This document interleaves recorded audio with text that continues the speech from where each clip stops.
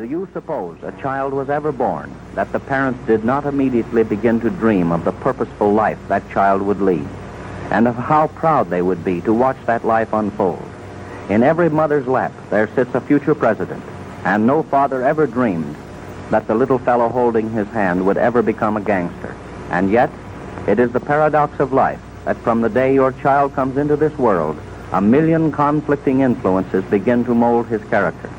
The soul of that child becomes a battleground on which God and the devil fight for final victory.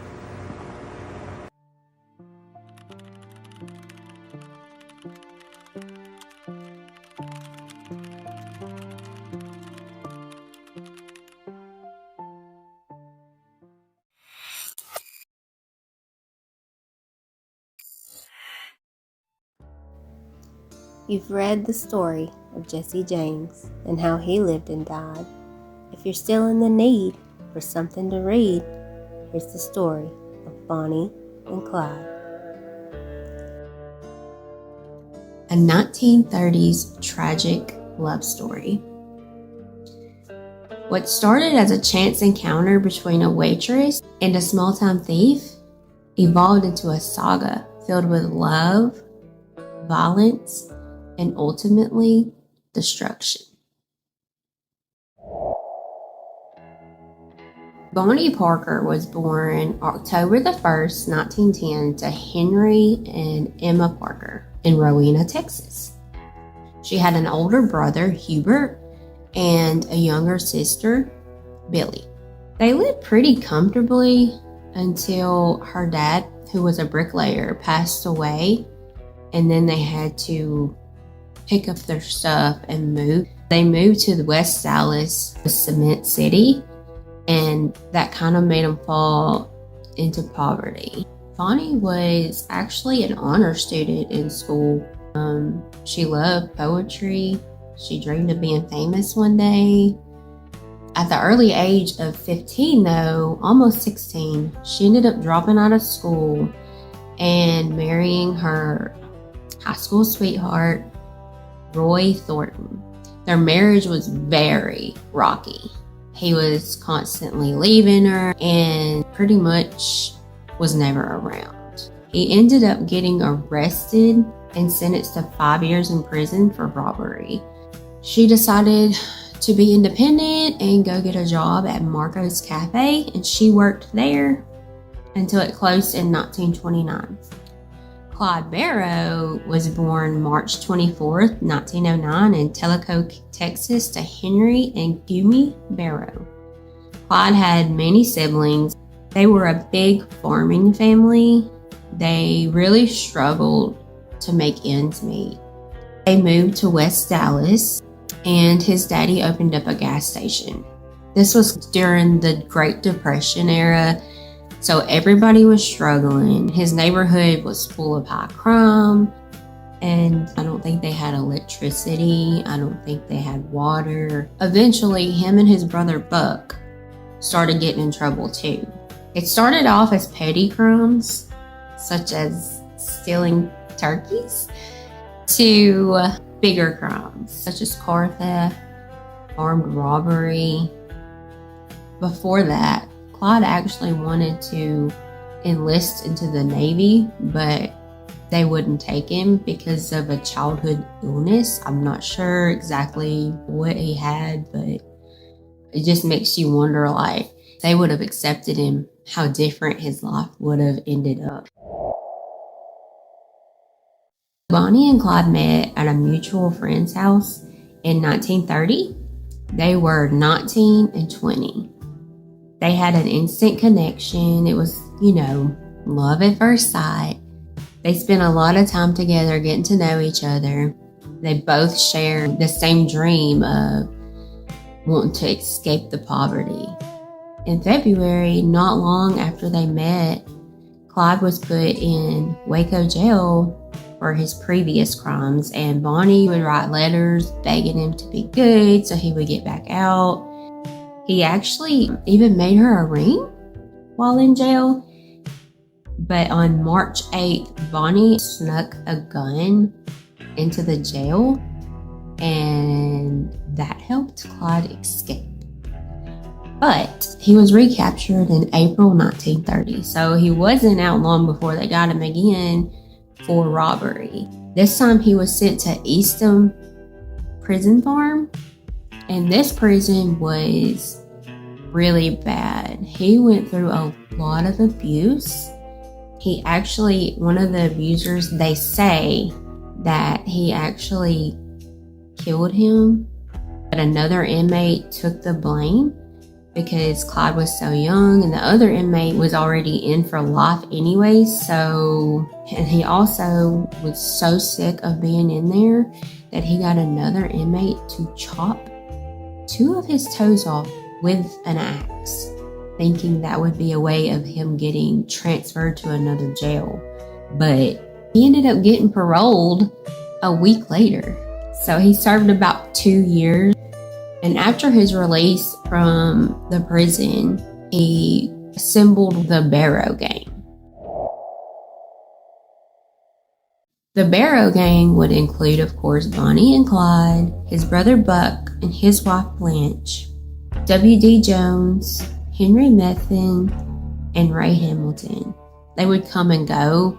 The only one that was constantly there was Bonnie. They would go on to rob rural gas stations, stores, banks. In April 1932, they're attempting to rob a hardware store. Bonnie is sitting in the car, so she wasn't in there, but I guess she might have been the lookout person. She ended up getting caught and arrested.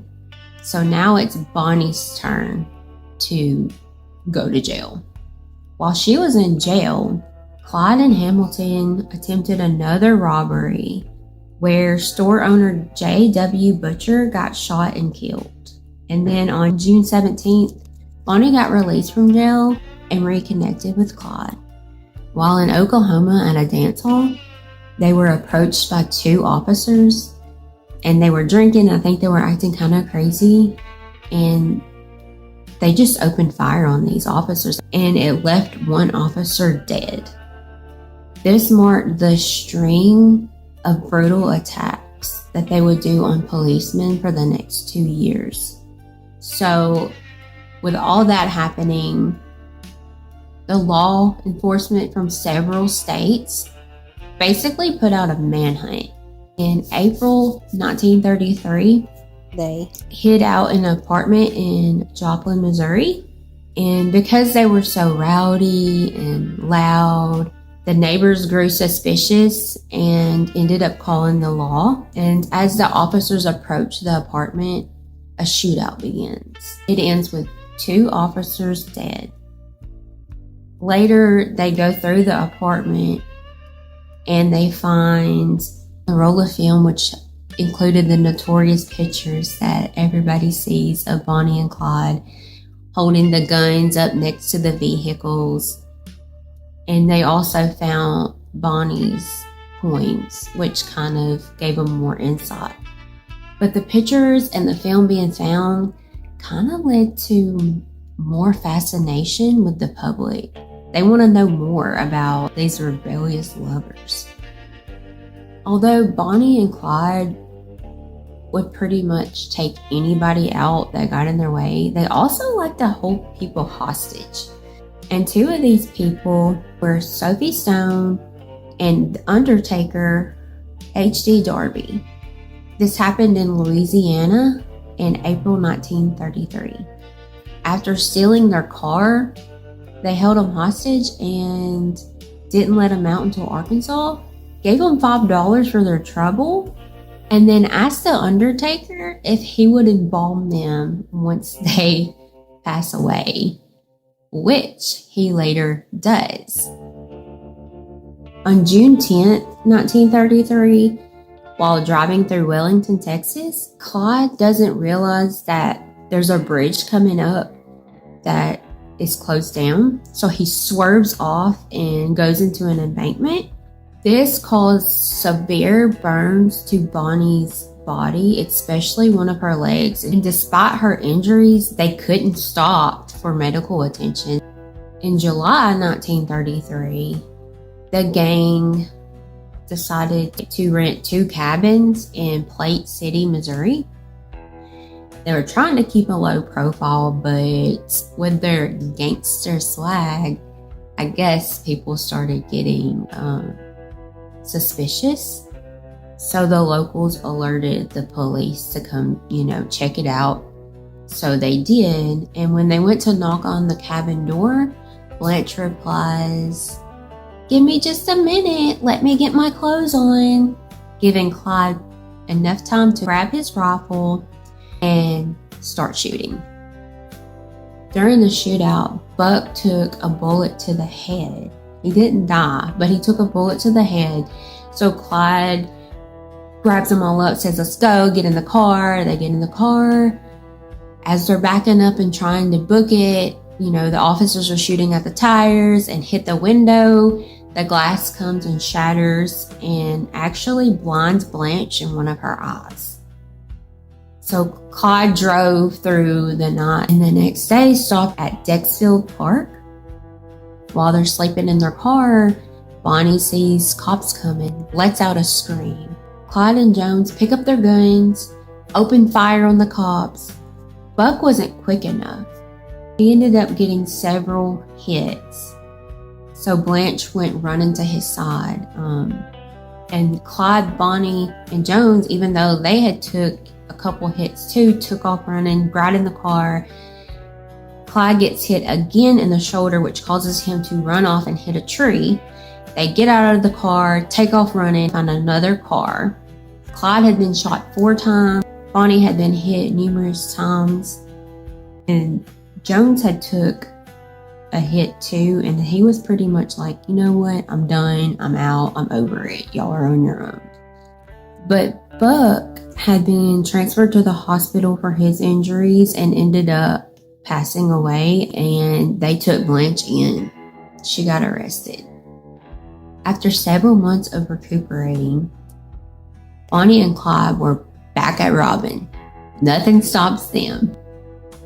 They find out that their friend Ray Hamilton is in the Easton prison, which is the one that Clyde hated, the one that had the horrible abuse in. So they make a plan to rescue him. And on January 16th, 1934, they do. They started firing at the guards. I think they were in an open field, maybe doing work in the field. But anyways, they started shooting open fire, which resulted in the death of Major Joe Carlson. Not only did Ray escape, but a few other inmates escaped. This included Henry Medvine, whose family would later play a role in the demise of Bonnie and Clyde. On Easter Sunday, they were sitting on the edge of the road and 2 highway patrolmen on their motorcycles pulled up thinking it was a stalled car, and they just opened fire and killed them both. This happened in Grapevine, Texas. The head of the prison system and the governor decided we need more. We need somebody who can catch them. So they hired a former Texas Ranger, Frank Hamer, who was supposed to be the best. In May 1934, he found out that Henry had gotten separated from Bonnie and Clyde. He knew that they would be looking for Henry, so they would be going back to his dad's farmhouse. So they planned an ambush. They knew which highway they would be going down. So he had 6 officers hiding in the bushes, and they waited, I want to say, almost 2 days it took before Bonnie and Clyde actually came down the highway. They used Henry's dad's truck, put it on the road, took the tire off, knowing that Clyde would stop and slow down to help, and that plan worked. As Clyde's driving down the highway, he notices the truck. He starts slowing down, and then boom, they open fire. And that was the end. That was the end of Bonnie and Clyde.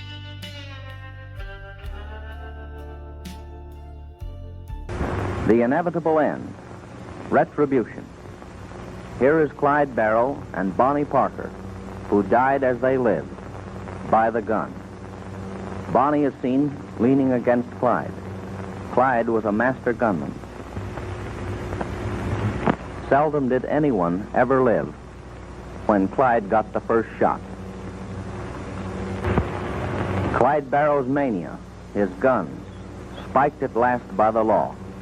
2 sawed-off shotguns, 2 machine rifles, 10 automatic pistols, and 1,500 rounds of ammunition.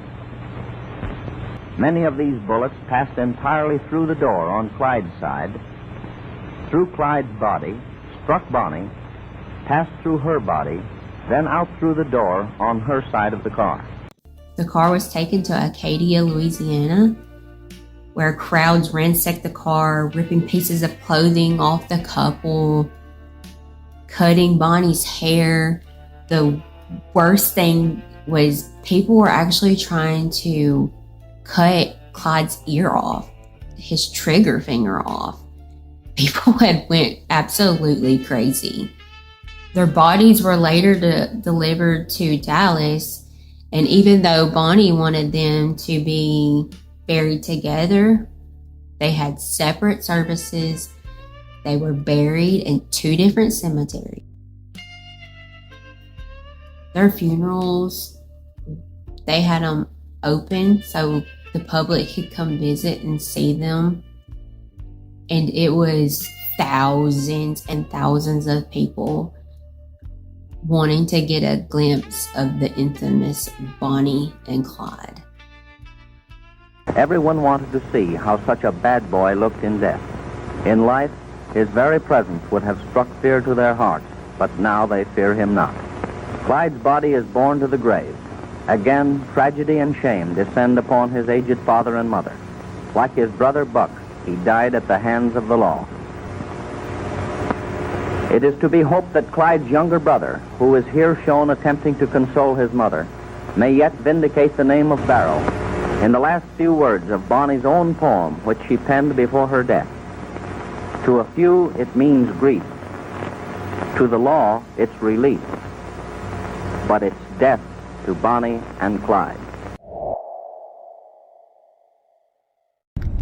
So we're heading to the spot where Bonnie and Clyde were ambushed and taken down by the officers 90-something years ago. This is the path that they would have been taking. And it is about the time that it would have happened, because it happened at 9:15 in the morning. And they were cruising along here and saw Henry Methin's dad's truck jacked up, pulled over, seeing what was going on. I guess probably thinking they were going to help him out. Didn't know that the police were hiding in the trees and they were about to be taken down right through here somewhere. So yeah, it would have been happening right around here, right at this moment, at this time. That's crazy.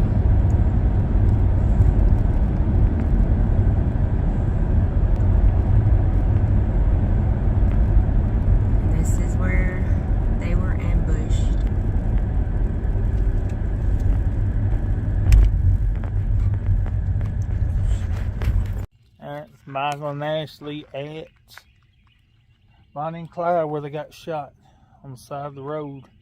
May 23rd, Clyde Barrow and Bonnie Parker were killed.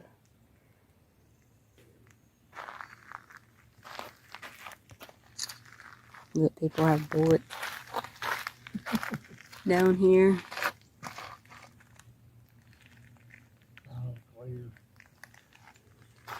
And somebody sold this because there's jackasses in the world.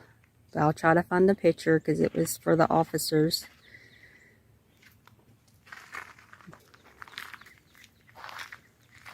But yeah.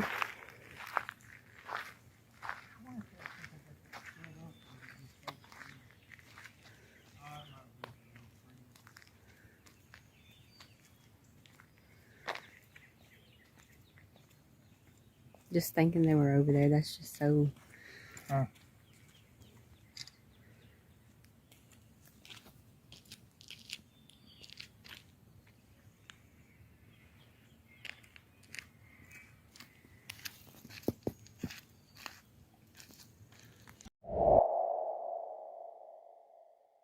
So we're going to try to do a spirit box session. We got the REM pod out.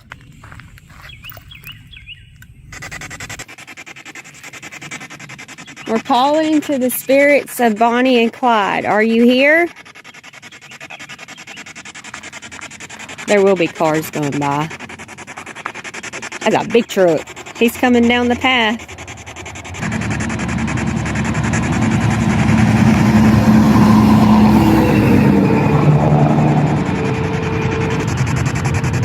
Are you here with us?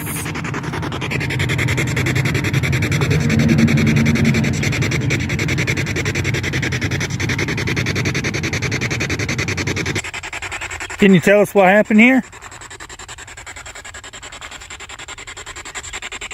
Happy birthday, Clyde. Your birthday was yesterday.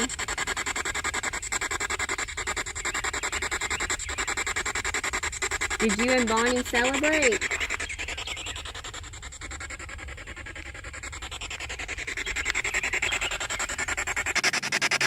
Can you tell us what happened here?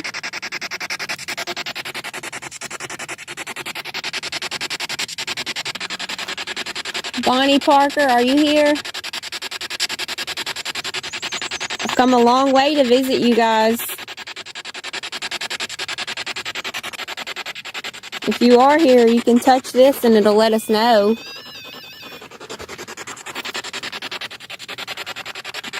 Could you do that for us?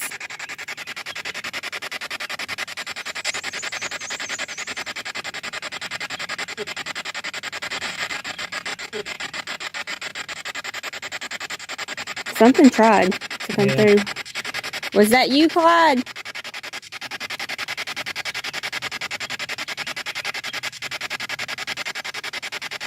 What'd you think whenever you saw the officers coming at you? What was your last thought?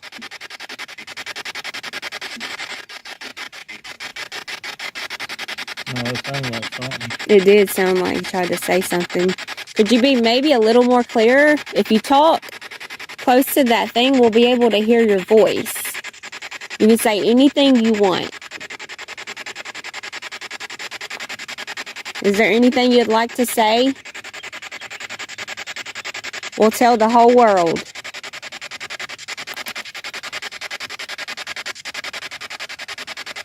Are you guys mad that they didn't put you together once you died? They separated your bodies?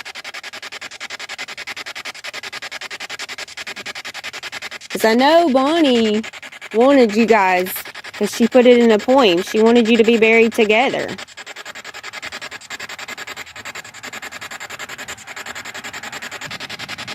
Could you tell me maybe why the police officers were hiding over here? Like, what did you guys do?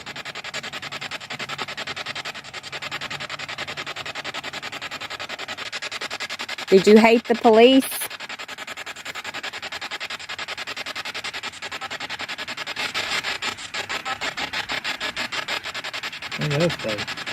Sounded like a woman that time, but it was so low. Bonnie, was that you?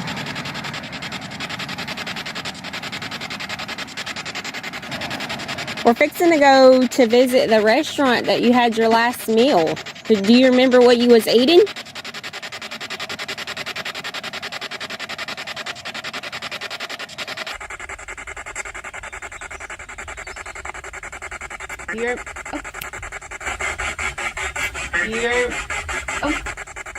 What did that say? I don't know. Every time You went to talk and but I mean, I sat here for a while before I tried to talk again. Was that you? I'm sorry I interrupted you. I mean, you don't know when it's going to happen. I know. Could you tell me the name of the restaurant? Maybe the town?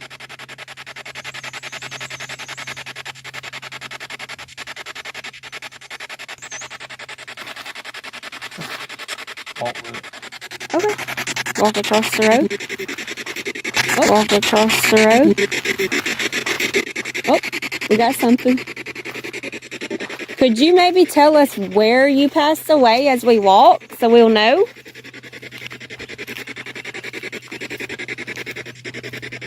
Where was the truck at? Where was Methin's truck?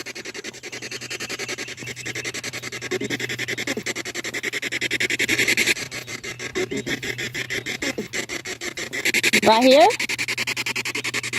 It almost sounded like it said on the road. Like you big dummies. It's on the road. You big dummies. It's on the road. Yes. Was it? Was it? Was you coming down the road right here?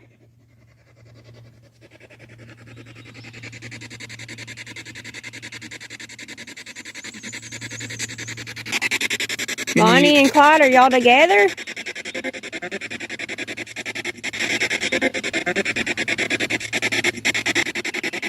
Can you tell us where your car stopped?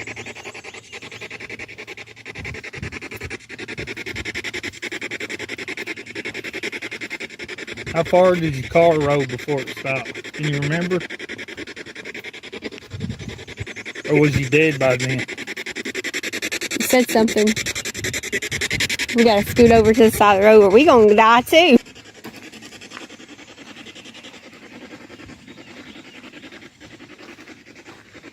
Was it down here?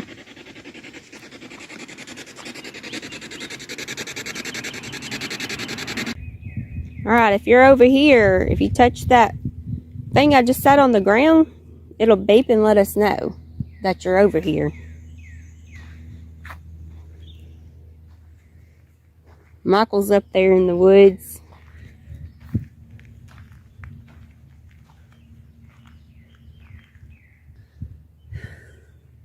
Playing police officer.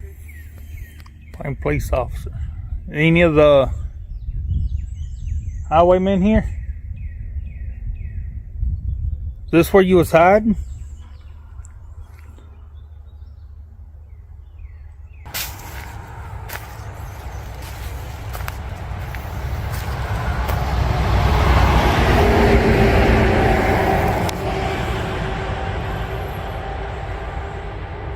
Maybe they was hiding up here.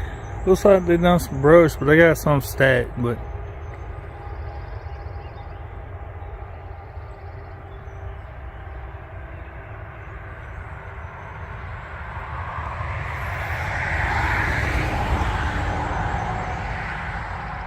just sitting up here waiting for them to show up.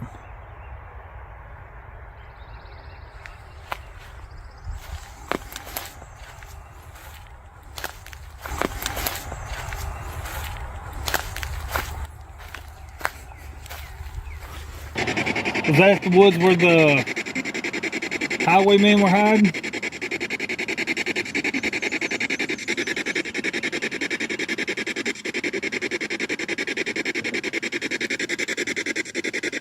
Do you know any of the names of the officers that were over here?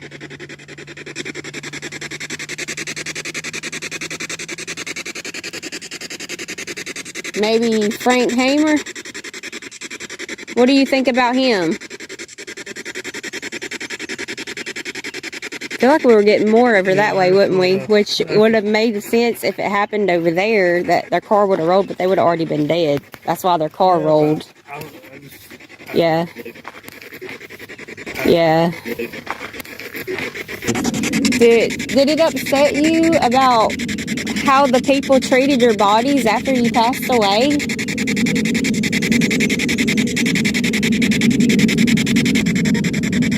They were taking pieces of your clothing and trying to cut off your ear and finger just to have a token of you. How do you feel about that?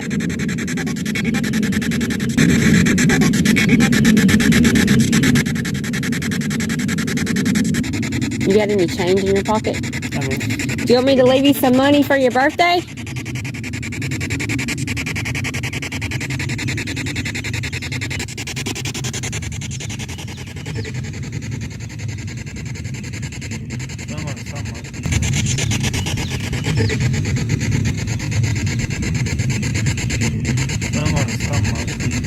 So you want us to leave you some money? Yeah. Yeah. We're gonna leave you some money. We're gonna leave you some money. Are y'all together again? Are y'all together again? Yeah, I can. He's like, yeah, the road, boy.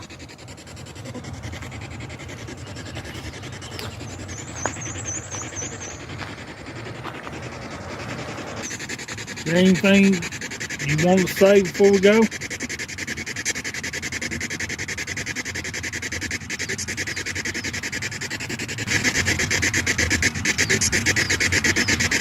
Here you go, Clyde, for your birthday, and Bonnie too.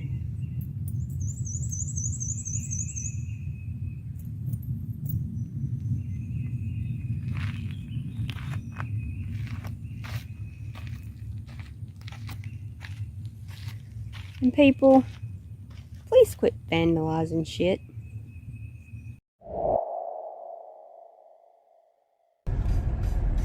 Just gonna drive, video us driving into the town.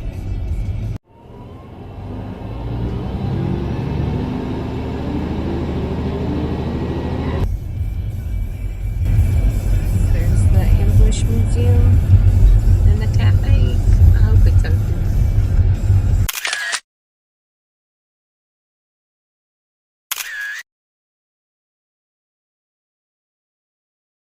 He would agree to the law of the league, but instead for Bonnie and Clyde.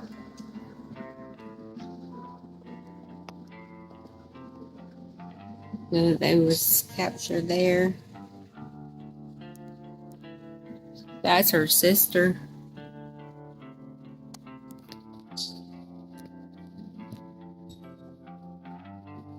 Probably got it where she got glass in her eye or something. Oh, that was his brother's wife. That was Blanche.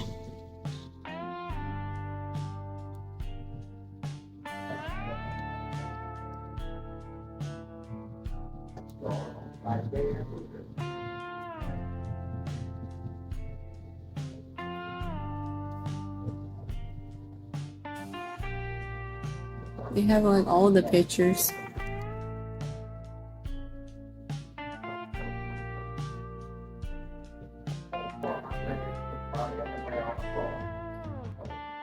That's the phone they used. The one from the store. See the sign?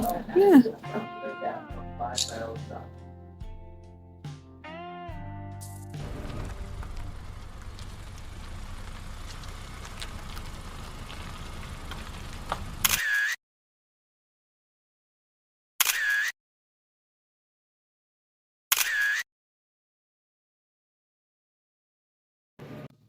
That window frame from the Barrow Star Station, family home, Dallas, Texas.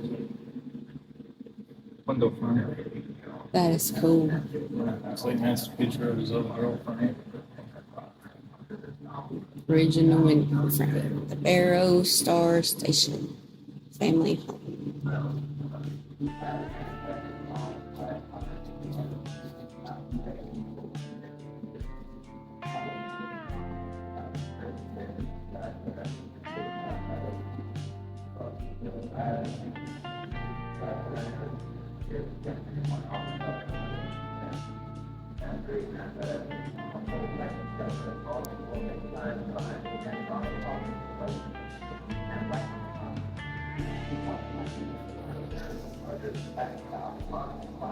There's Clyde.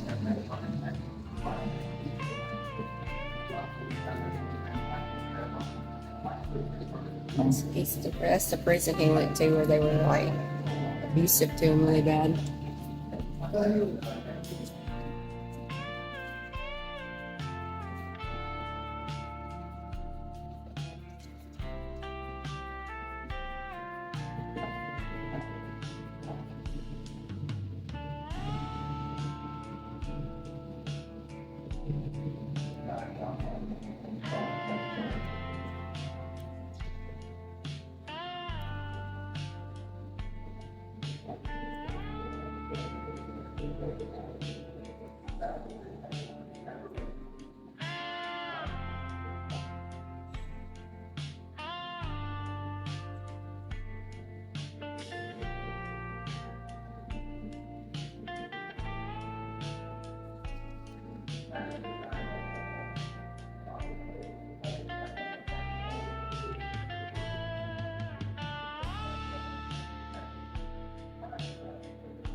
So much to look at.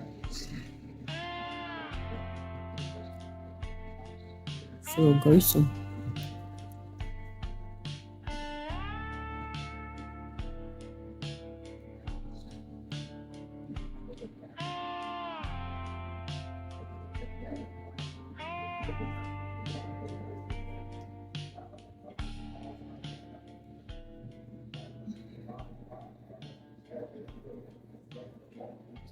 Oh. Buttons from her dress. Part of her dress. Part of her hair.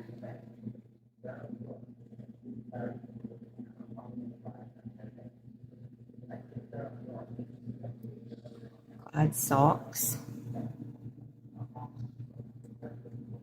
Her shoes, his socks.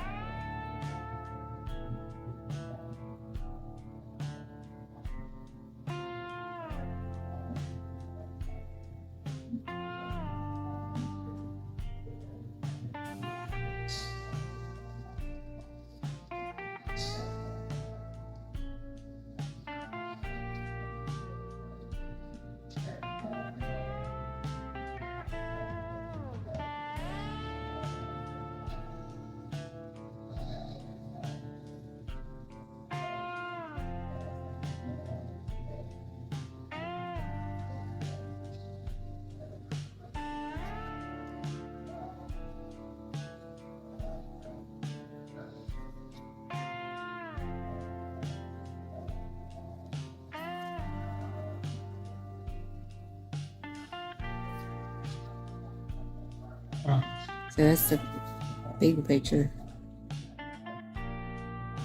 It's crazy because I mean, especially her, because how she's small. I know.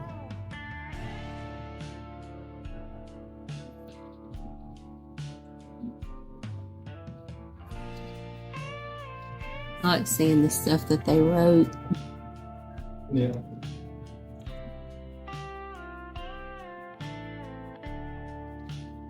There's a letter from Clyde to his mom.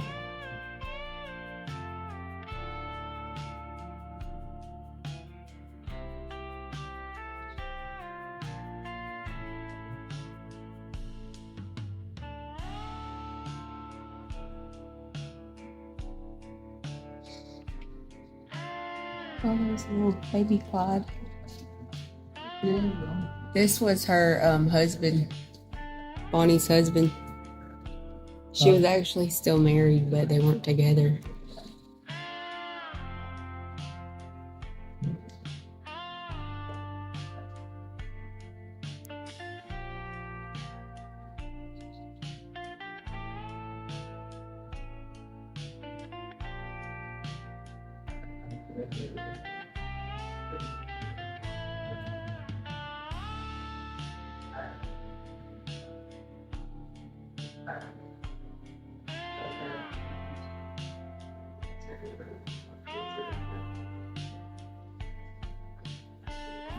Left over from the robbery. It's where they were trying to get a Bonnie cart right. What's her name? Gladys. Yeah, Butcher. she was gonna latch the door and the cop shot her through the hand. It was the house. Shot her through the screen door because he thought she was reaching for a gun. Mm-hmm. That's where they had a wreck.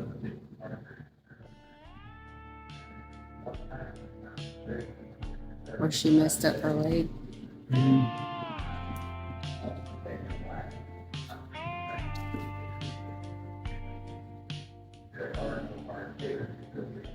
That's what she smoked.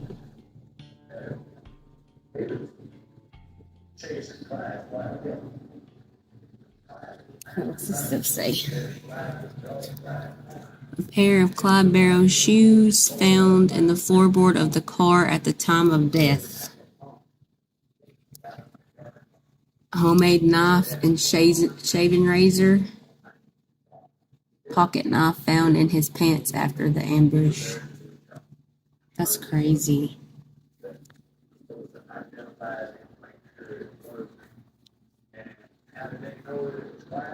Oh, that was found on her. It's just crazy to know that was on them when that happened.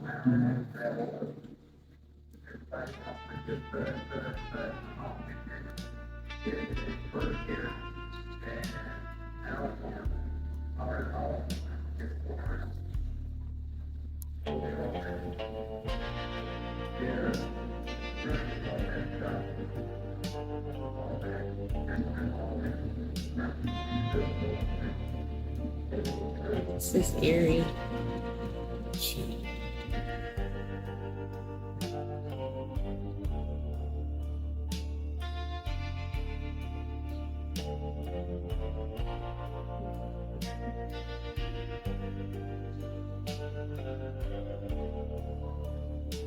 Stop desperate.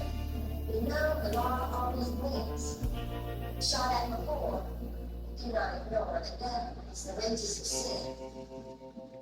So let them go down together.